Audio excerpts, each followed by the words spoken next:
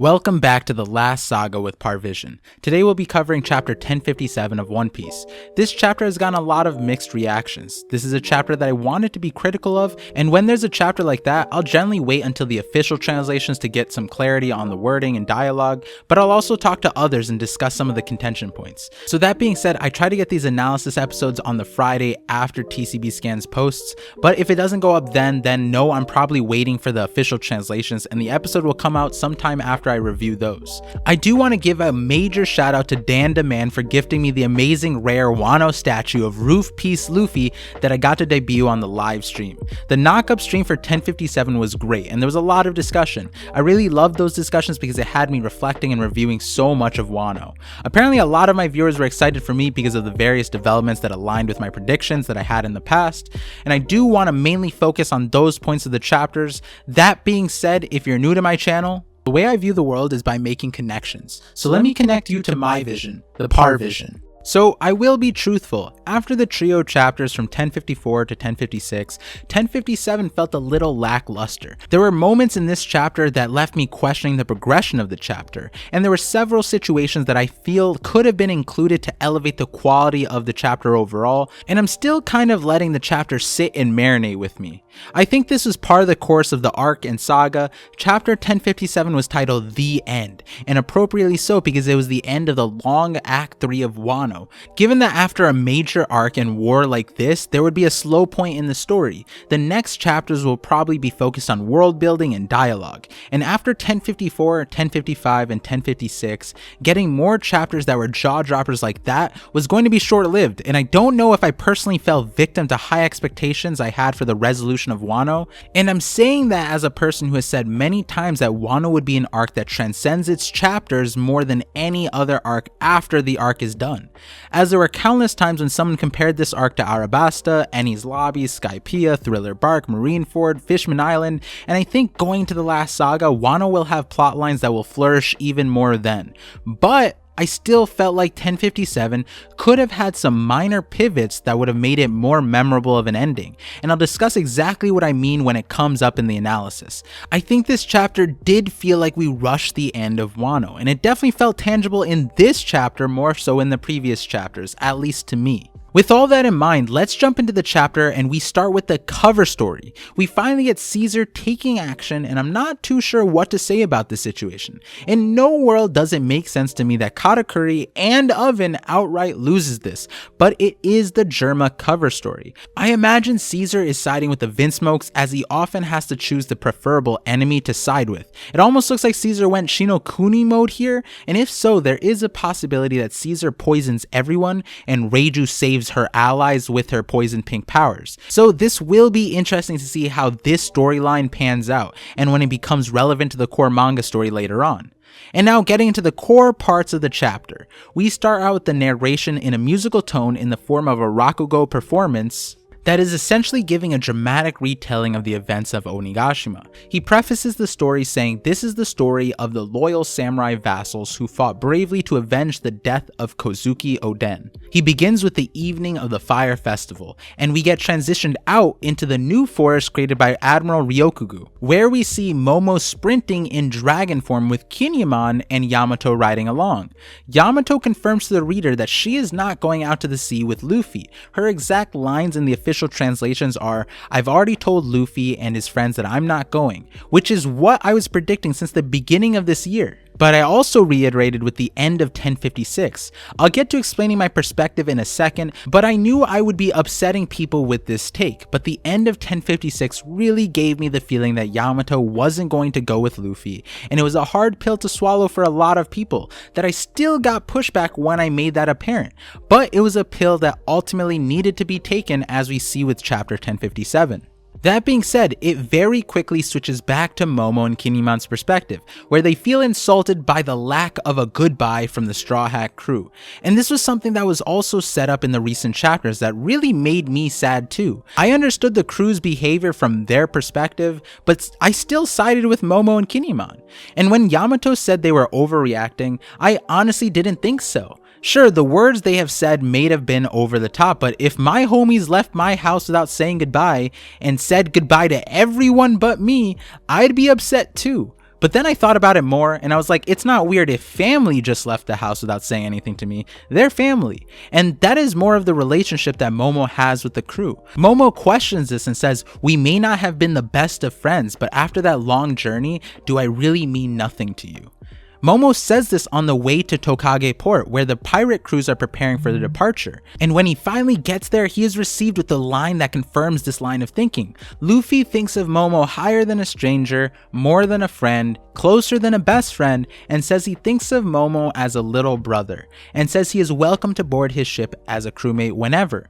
This definitely felt heavy sentimentally. I really love this development and moment, and I can't wait for the anime to really flesh this time out. I mean, this whole scene, as I laughed during the live reaction, felt like a Bollywood movie, where Momo was the male MC chasing after the female MC because of a misunderstanding and to get some kind of clarity.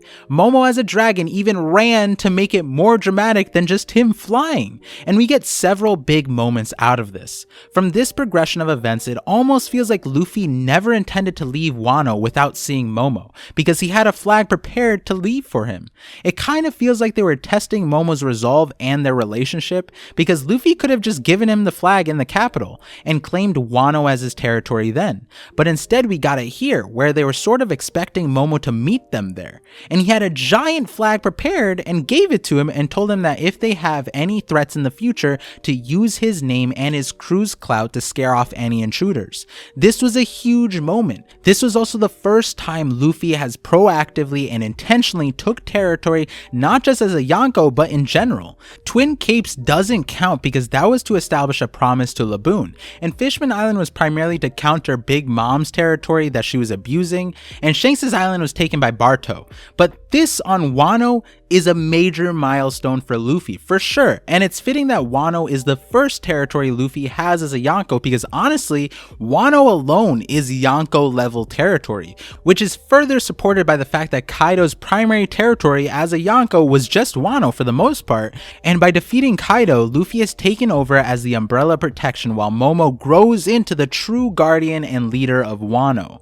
And I'll come back to this scene and the Yamato discussion in a second, but I want to get through the whole chapter then return. So after the more proper goodbye, we see a meme scene with Kid, Law, and Luffy, which results in them getting literally baited and taking the unsafe way off of Wano, which is literally the equivalent to, if your friend told you to jump off of a cliff, would you do it? Yes, we can say the three captains are truly friends because their friend baited them to do that and they did. Which, side note, makes me upset for the Pluton is a mole theory because we were so close to actually seeing the mole port in the Hakumai region, and it makes you wonder why Oda doesn't just want to show us that port. But as we transition out of this scene, we are left with the panel where the three captain ships are flying off of Wano, and we are met with the Rakugo guy's continued narration of what happened during Onigashima, and we skip many parts of his story to come to the end of the war.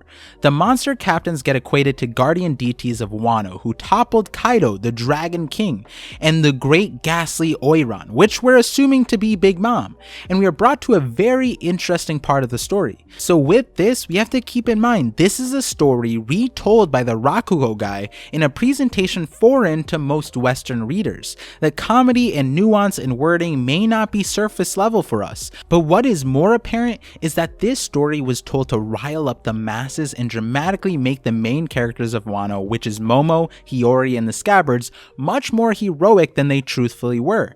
And I would have loved if they gave Momo more of a fictional heroic tale, but instead they emphasized Hiyori here.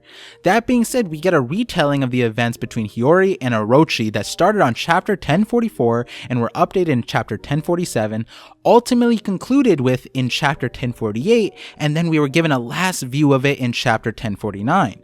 And the retelling that the Rakugo guy gives us after the Denjiro part is all fan fiction from my perspective. So he says Denjiro took the final head of Kurozumi Orochi, and then, hard as it may be to believe, there stood Orochi, burning and and baleful, and he said, "The wrath of the Kurozumi clan will curse this country unto its last generation."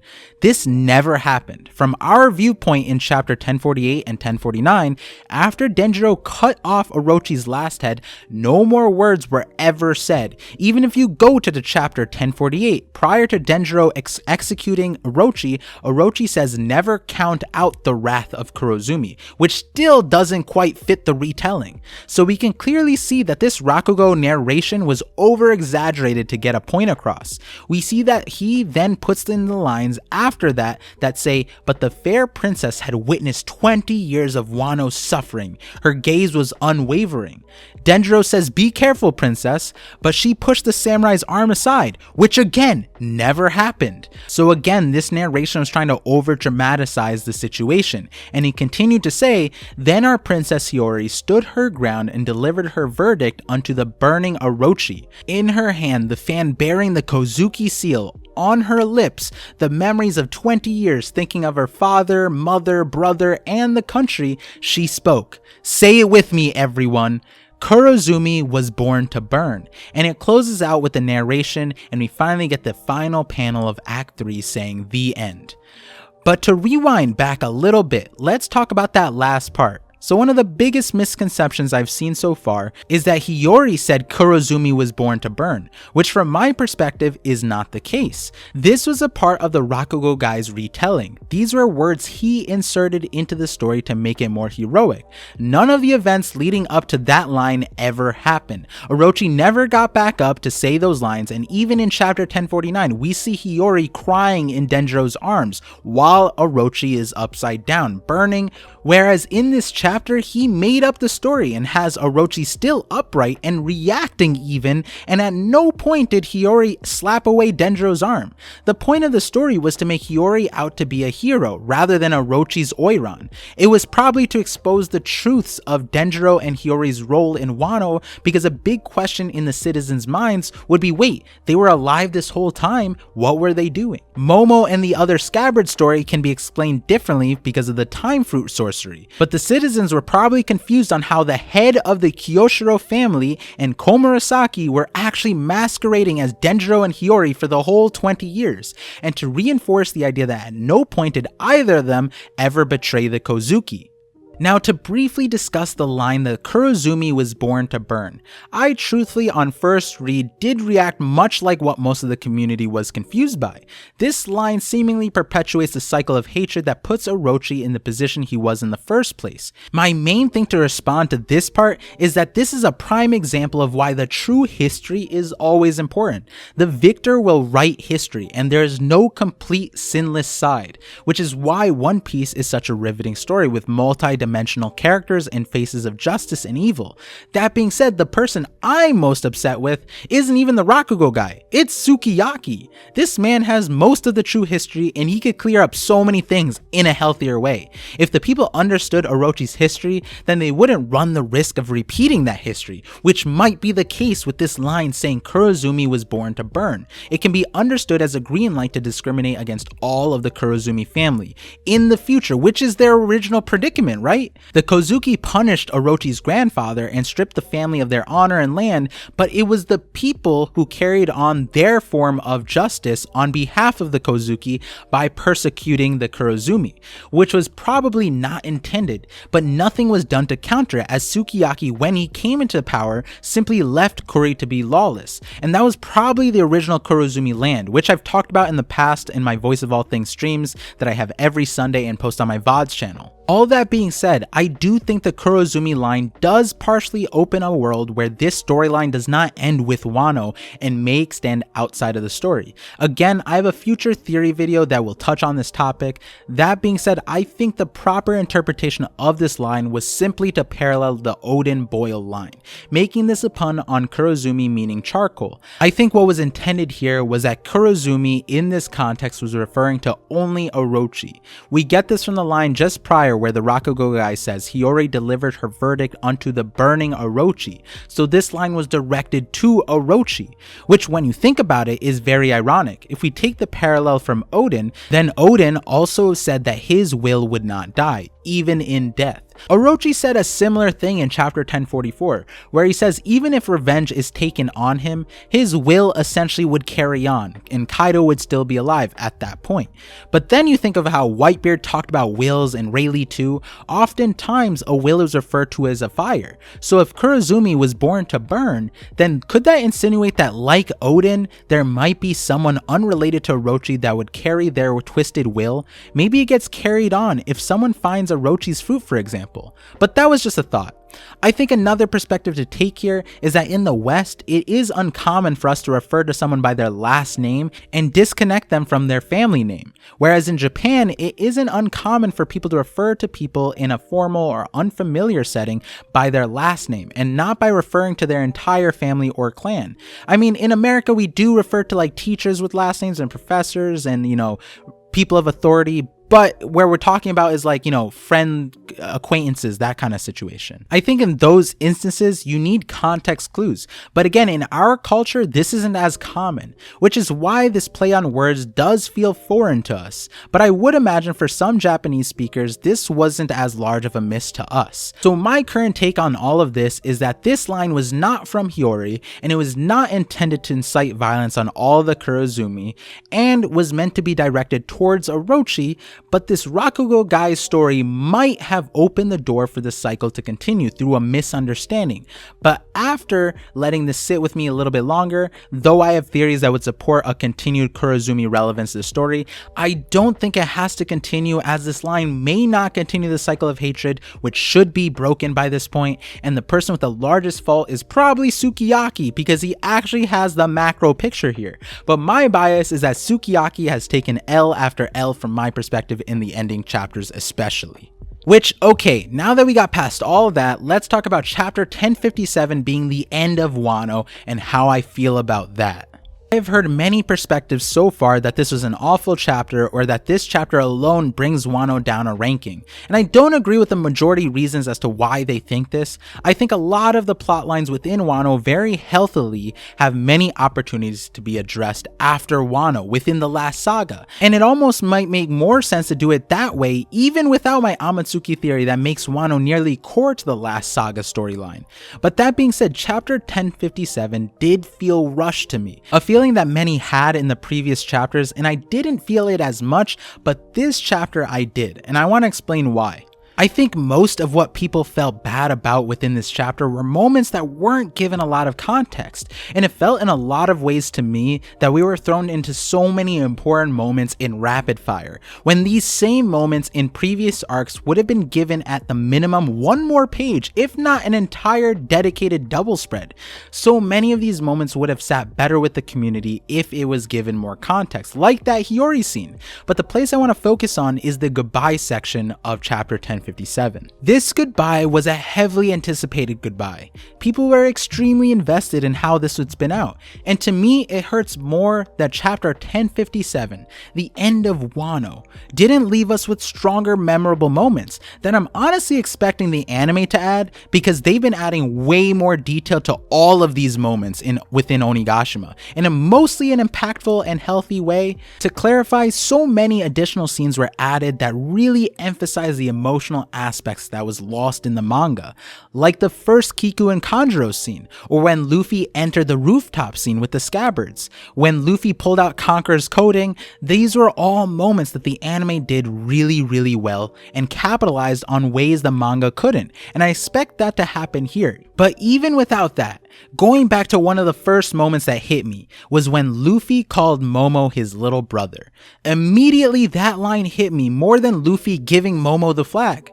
I thought this huge line would be more emphasized. Luffy respecting Momo enough to call him a little brother. This is the baby Momo that Luffy had to mold throughout the entire time skip. Besides Whole Cake Island, we were with this baby, cowardly, barely dragon looking thing. This is now a fully adult Shogun Dragon Momo. The Wano arc was 4 years, but Momo was here well beyond that, more than even Vivi was, more than any other character, to be honest. Yet the goodbye was so abrupt. Yes, maybe it's because they are family, maybe this means we'll be seeing them so soon that a dramatic goodbye wouldn't feel appropriate from Oda's perspective. But that's the thing, we had these moments before, and Luffy and the word brother and family is so meaningful. Outside of Ace and Sabo, who has Luffy really called a brother like this? And again, other arcs gave more impactful moments that I can remember just by a few buzzwords. At the end of the Dressrosa arc, to symbolize the union with Luffy, the Grand Fleet captains did a Sakazuki Sun's Cup ceremony, and that was a huge double spread. But also even more memorable than that was the Ace Sabo Luffy brother sake cup moment, where yes, an 8-year-old Luffy was drinking sake, so adult child Momo could have been shown to do the same thing. Imagine a larger panel where Momo and Luffy trade a cup of sake to solidify that brotherly bond just like Luffy did with his brothers. Obviously we didn't get that, and missing it doesn't hurt the story, but I think adding it would have made this chapter way more memorable, as it should be, as it's the end of Wano. And speaking of the elephant in the room, the largest parallel people will draw to is the Vivi moment of her being a Straw Hat, despite not joining the ship. And we got the similar feeling here when Luffy said Kinemon, Yamato, and Momo are all welcome to join the crew when they want to become pirates, putting them all in a similar boat as Vivi, who was essentially given the same option. With that in mind, the sentiment behind Vivi saying goodbye to the crew was so memorable that it got remade multiple times, even in the episode 1000th hype campaign. The raised arms of the Straw Hats showing unity with Vivi despite departing her lands and her resolve to represent her nation was a memorable moment that even saying Vivi Nakama moment would instantly put that image of the raised hands in every One Piece viewer's mind. Whereas here, if I said the Wano goodbye scene, all of us would think of a different panel, and if we remembered similar panels, it might not invoke the same level of emotional response out of us that the Vivi goodbye scene did. The flag was the closest thing, but not even that got a moment to breathe in this chapter. Luffy declaring that Momo could use his name to defend Wano was an epic moment, but not on the same tier as these other moments, at least within the manga. Imagine a moment where the Straw Hats are lined up leaving, and Momo and Yamato were holding the Straw Hat flag spread out as the three captains left Wano. That would have both felt and looked incredible.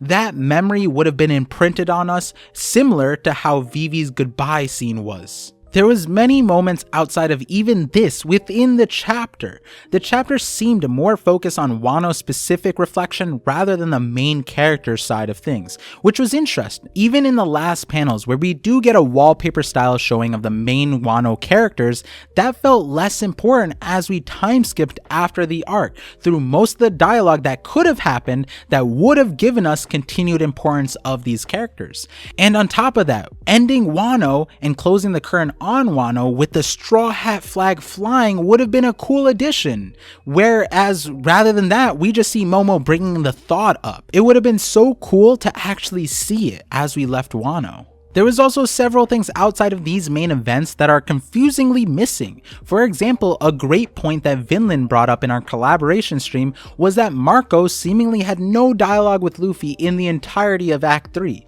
Zoro and Ryuma's grave was another pain point for many viewers. The whole Carrot situation, which I explained from my end, but I can't explain at this moment why Carrot didn't say goodbye to the crew either. I think it would be weirder for her to continue as a stowaway and shirk her responsibilities as the next Duke of Zou, but maybe that is what happens. Maybe Carrot does get a better, more direct goodbye with the Straw Hats than even Momo, which in my opinion would be wrong to do, given that Momo should have and would have a much more closer relationship than Carrot did with the Straw Hat crew. But now that I bring up Straw Hats and their friends to address this part of the Yamato situation, her not joining is something, though I had not made a specific video about, was something I had discussed several times on streams or in my chapter reviews. To me, it felt like Oda wanted us to feel like Yamato would join, especially in the recent chapters, but it was always in the cards for her to not join, especially right after Wano. I'll give my reasons, but I do want to preface that this situation was another situation situation that would have felt much better if given more context. I mean, Vivi, though not the same as Yamato, was given nearly all of chapter 216 to flesh out the perspective of why she didn't join, and you could feel the turmoil and emotions all within this chapter. But with Yamato on 1057 and 1056, we aren't given a chance more than a few speech bubbles, like 4 panels in total, to grasp that full context. And what she gave as a reasoning in very little screen time did not feel like the best explanation that answers everything, or even gave us what might be her full answer. So let me give you my perspective on Yamato, and then we'll circle back to the chapter. The way I understood her character from the introduction was that yes, she was captivated by Kozuki Oden, more than just an idol and role model, but so much so that because his life was cut short, she felt so motivated to want to fill the void of Oden by becoming Oden and carrying on his dreams.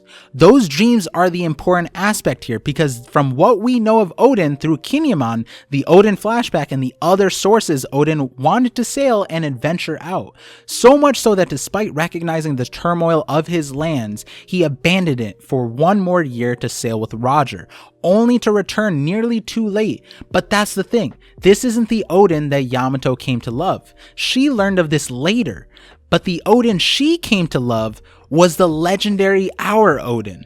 I think back to chapter 971, where Shinobu gives us the truth of Oden's situation.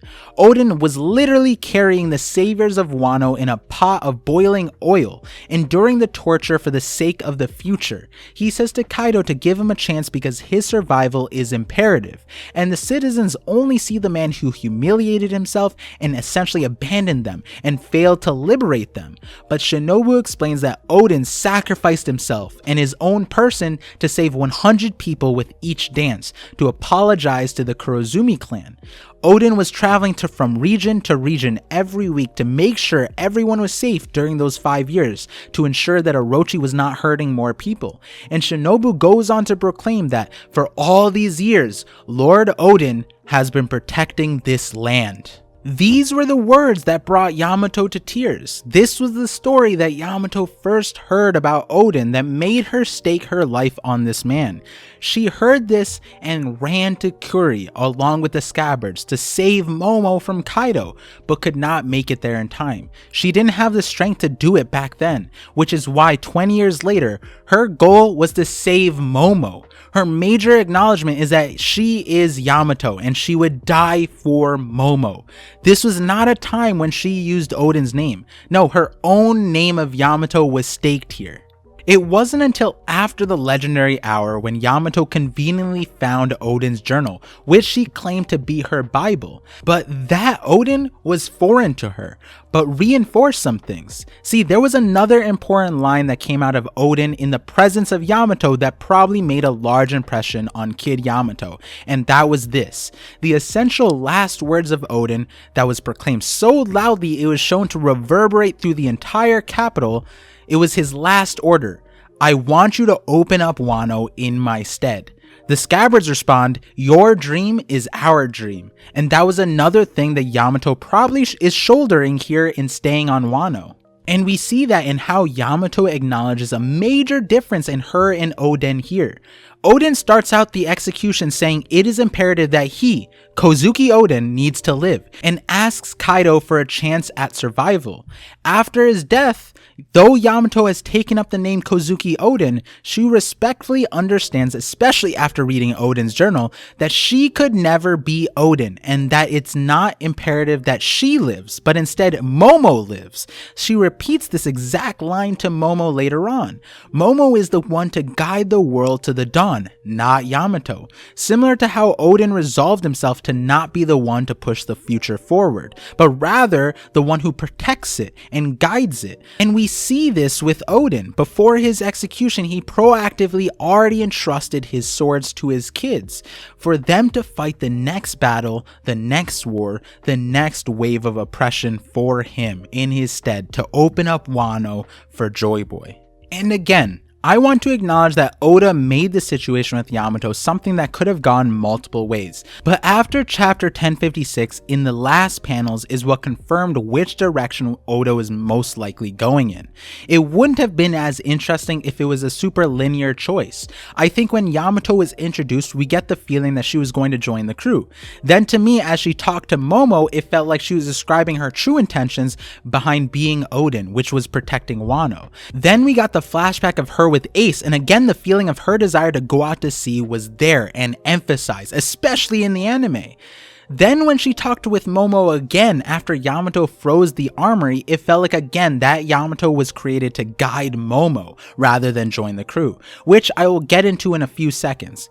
But then towards the end in the chapters after Bajrang Gun, where Yamato caught Luffy until the last panels of chapter 1056, it felt like Oda wanted to leave us with the last feeling of Yamato joining the crew to further establish the turmoil when making the decision of whether to stay or go. And ultimately in chapter 1057 we see the situation where she decides to stay. A few lines that stand out to me in her fight with Kaido that I want to bring up here are, she said, "If I don't fight for the sake of this country, then I can't call myself Oden," which is her ultimate goal to fulfill the legacy of Oden, the Oden that she got to know. And we go to chapter 1020, which is the chapter after this, where it's established that her devil fruit is the guardian deity of Wano. And Yamato proclaims that she will free the samurai. She says specifically, "I will liberate this country and its samurai and release them onto the world," remembering Oden's last wish to open Wano's borders. This part is significant as we find out in chapter 1050, Momo decides to not open up the borders. So that means on multiple fronts, Yamato is still tied to Wano. Her mission, her original mission, is not complete. Momo has to be protected and Wano needs to open the borders and stay protected, and those are essentially the last desires Oden had in the last moments of his life, which again were Yamato's first impression of Oden. Oftentimes it feels like when someone passes within the story of One Piece, it feels like being present for that person's death will create a situation where that will pass on. But now that brings us to chapter 1057 and how we received the message that she was not joining the crew. To reiterate my gripes with the rest of the chapter, the exact same thing happened here, where this massive moment for Yamato, whether she joined or not, was relegated to just about 2 dialogue bubbles, where those 2 dialogue bubbles seemed so contained and don't even explain a fraction of anything that I explained, and I would love to know what Oda had in mind here. Later on we do get the brief acknowledgement that Yamato's presence is protective in nature to Momo. Luffy offers his flag as a shield and also asks Yamato to watch after Momo for him, and that is another large explanation here. In my various collaborations and recently with The Hidden Island, another amazing One Piece content creator on YouTube, I reiterated the point that regardless of what happens to Momo, Yamato would be the best person to train Momo because she was Kaido's sparring opponent, for lack of better words, also is very knowledgeable on Kaido's devil fruit, which is now Momo's fruit, and has Conqueror's Haki, which will be really incredibly important. When Momo returns to the story as a monster, it'll almost be entirely because of Yamato, I'm sure of it. But again, that was never offered as an explanation. I look back at the Vivi situation and she was given nearly the entirety of chapter 216 to show us the inner turmoil with her decision ending with the memorable Nakama moment.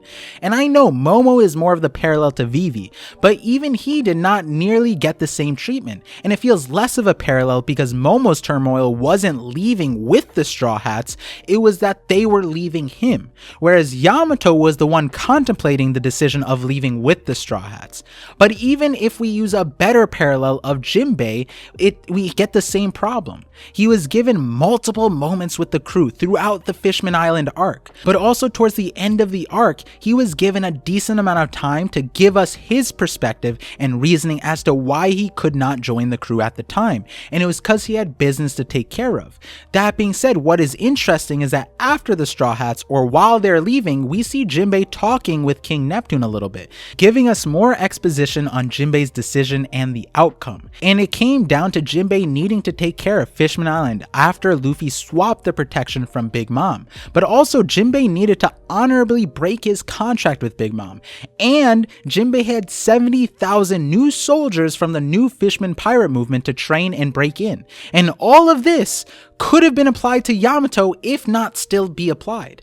From our understanding, after Onigashima fell, Yamato is taking command of the remnants of the Beast Pirates. Though the situation in Udon is still unclear, I'm sure if there are wandering Beast Pirates, Yamato would be able to rein them in much better than anyone else on Wano. There is now a large population of Beast Pirates that will remain on Wano or leave, and that has to be managed.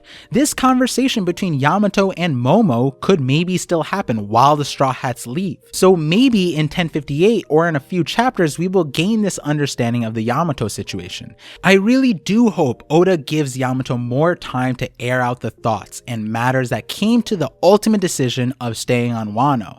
Now, with all that being said, there is so much more I could say, and I might expand on that in this video on my channel, because now that Yamato is not joining the crew, people are questioning her purpose in the story, and I do want to address that. I think despite her not joining the crew, she did play a valuable role in the story, and not one that couldn't have been substituted by something else maybe. But for example, now that we are leaving Wano, something that we started seeing more of was connecting or networking via Vivre cards. It doesn't seem like Yamato made a Vivre card for Luffy, despite how important that was for Ace's time. And it's a little weird because if they're supposed to stay in touch, why wouldn't we emphasize that connection? I mean, Luffy didn't even want the Grand Fleet and they still got Vivre cards, and Luffy wants Momo, Yamato, and Kinemon as pirate crewmates and didn't give them a Vivre card, or at least we don't know. Now, I don't want this criticism to be conflated as me thinking I'm a better writer than Oda, but that situation aside, you can see how throughout this analysis I pointed out several moments within the story that were examples of how Oda did nearly all the events in chapter 57 better in the end of other arcs. Wano was an arc that paralleled so many pre-time skip arcs and post-time skip arcs, and it really did feel like Wano was the culmination of the entire story that will prepare us for the final saga. But what I'm left with, at least on chapter 1057, is a feeling that all these grand moments were missed. They happened, but it wasn't as memorable as ever before. I remember Robin on Enies Lobby, I remember Vivi's goodbye, Dressrosa's Sakazuki Cup ceremony, Ace Sabo Luffy's Sakazuki Cup ceremony, Jinbei's blood exchange moment. That's not saying Wano did not have those moments, they definitely did. And I will reflect upon Wano in its entirety at a later point, but I do think it's valid to say that 1057 as a chapter could have been elevated fairly easily. Maybe Oda is waiting to show some of these moments missed at the end of Wano for a later time, but from chapter 1057, while I like the thematic of the Kabuki theater and Rakugo narration, unless Hiyori plays a larger role in the story later, I do feel like her moment in this chapter shouldn't have overshadowed Momo's, Yamato's, and the crew's. We were given nearly 3 pages of flashback also, which at the end of the arc is understandable to include, but a lot of the emotions that the reader would have gained from that was delivered when Momo synthesized his feelings a page later.